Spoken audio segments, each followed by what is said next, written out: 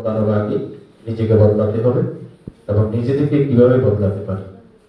যেমন আমাদের বিভিন্ন ক্ষুদ্র আমাদের যারা শিক্ষার্থীরা আছেন তারা তো যে মাদক, তো আমরা যদি বলি যে মাদকটা আমাদের থেকে, অর্থাৎ আমি নিজে আগে বলতে, অর্থাৎ মাদকটা আমি ছেড়ে দিই, অর্থাৎ মাদকের কাছে আমি না যাই এবং মাদককে আমি ঘৃণা করতে শিখি। আমরা যদি বলি, আমরা বলেছি যে রাজনীতিটা, আমরা যদি বলি যে আমরা নিজেরই রাজনীতিবিদ, ওরকম যেমন জুলাই গণঅভ্যুত্থানে আমরা যারা শহীদদের প্রতি দুঃসাহসিক তরুণদের শ্রদ্ধা করতেছি, তাদেরকে স্মরণ করছি, তাদের মধ্যে একটা শব্দ আসছে সমন্বয় মানে আমরা যদি একটু লিডারশিপ, কারণ তারুণদের মধ্যে আমরা চলে আসছি লিডারশিপ।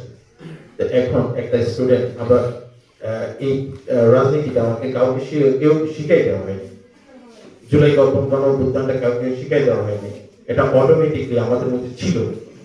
কিছু মানুষ দেখছে, কিছু ছাত্ররা দেখাইছে, পথটা দেখাইছে এবং তারা সমন্বয় বা লিডারশিপটা অর্জন করছে এবং তাদের লিডারশিপটা প্রত্যেকটা স্টুডেন্টের মধ্যে আমাদের আছে আমরা মনে করি। তা আমাদের এই যে ভিতরের যে উদ্দীপনা, ভিতরের যে তারুণ্যটা, এই তারুণ্যটা আমাদেরকে জাগাইতে হবে। এছাড়া আমি বলতে চাই যে আমাদের আরেকজন বলল যে কৃষি, আমাদের কৃষিকাজ বিপ্লব, কৃষি বিপ্লবের দিকে তাকাতে হবে। আমাদের স্যার বলছেন যে আমাদের সীমানাটা একেবারে নির্দিষ্ট, কিন্তু আমাদের যে জনসংখ্যা সেটা কিন্তু নির্দিষ্ট না, সেটা উত্তরোত্তর বৃদ্ধি পাচ্ছে। তো সেটা কিভাবে আমরা সমন্বয় করতে পারি সেটা দিকে তাকাতে হবে। এছাড়া আমি যদি আরেকটু লক্ষ্য করি যে আমাদের সব মিলে আমাদের যে 20 কোটি মানুষ, এই 20 কোটি মানুষের মধ্যে 1% মানুষ কিন্তু গভর্নমেন্ট চাকরিজীবী। আমরা যদি বলি যে 99% মানুষ তারা কি করবে, তারা তো সরকারি চাকরিজীবী না, তো সরকারি চাকরি তো সবাই পাবে। তো সেটার জন্য কি করতে হবে? সেটার জন্য আমাকে দক্ষ জনশক্তি হিসেবে রূপান্তরিত হতে হবে। এই দক্ষ জনশক্তি কিভাবে রূপান্তরিত হবে? দক্ষ জনশক্তি আমরা যদি আমি একটু সুপারিশ দিই যে আমাদের প্রত্যেকটা শিক্ষা প্রতিষ্ঠানে আইসিটি ল্যাব আছে। আমরা প্রত্যেকটা শিক্ষা প্রতিষ্ঠানে আইসিটি ল্যাব আছে এবং আইসিটি ল্যাবগুলো আমরা যদি ইচ্ছা করি, আমরা ফ্রিল্যান্সিং এবং আউটসোর্সিং যে কোর্সটা আছে, যেমন গ্রাফিক ডিজাইনার, যেমন আমাদের প্রযুক্তি কলেজে এই পর্যন্ত চতুর্থ ব্যাচ চলতেছে, আমরা প্রতি বছরে 2টা করে ব্যাচ রান করার চেষ্টা করি। সেটা হচ্ছে আইসিটি বিষয়ক সেমিনার করি এবং আইসিটি বিষয়ক যে ফ্রিল্যান্সিং কোর্সগুলো, এই কোর্সগুলো চালু থাকে।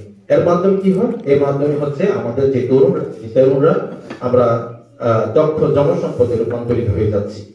আমরা যদি বলি যে আমাদের প্রতি বিএসসি যদি আমরা প্রত্যেকটা বিএসসি যদি আমরা 15 জনকে করতে পারি, 15 জন শিখাইতে পারি, তা 15টা পরিবার স্বাবলম্বী হয়ে যাচ্ছে।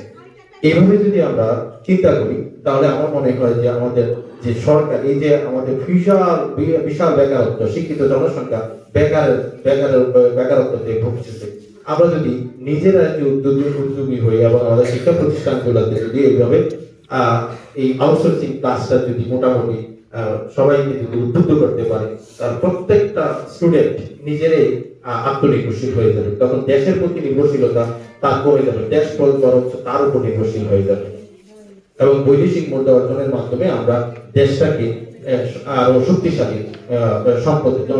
শক্তিশালী রূপান্তরিত করতে পারি। তো